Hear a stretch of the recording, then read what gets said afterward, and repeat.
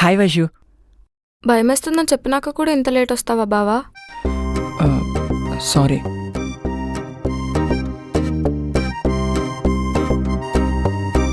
Feel అయినట్టుంది.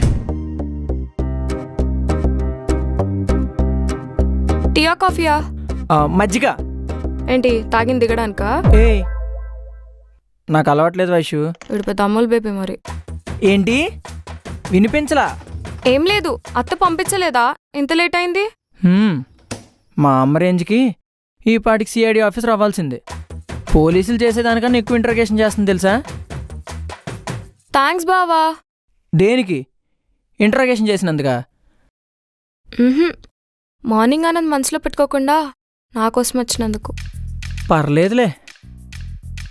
బావా, నువ్వు ఎప్పుడు ఇలా హ్యాపీగా ఉంటావా? ఈ మజ్జిగలాగా. ఇంకేంటి మరి ఫ్యూచర్ ప్లాన్స్ ఏంటి? నీలాగే అబ్రాడ్ వెళ్ళాలని అయితే లేదు.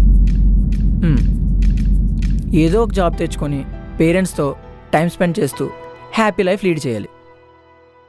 అమ్మ తిట్లు, నాన్న చివాట్లు, ప్రిఫిన్ గడేసే గుళ్ళు జోకులు, ఇవి చాలు వైషు లైఫ్కి. ఇంకేం కావాలి?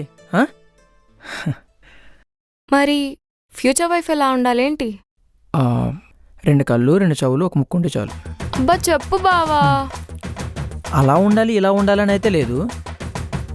ఇప్పుడు ఏ రిలేషన్షిప్లోనే ఉండాల్సిందేంటి? ట్రస్ట్. లైఫ్ ఎప్పుడు ఒకేలా ఉండదు వైషు, అప్ అండ్ డౌన్స్ వస్తూనే ఉంటాయి. ఇలా ఏమొచ్చినా నన్ను నమ్మే అమ్మాయి అయితే చాలు వైషు, తాళి కట్టేస్తాను. అంటే అందంగా లేకపోయినా పర్లేదంట?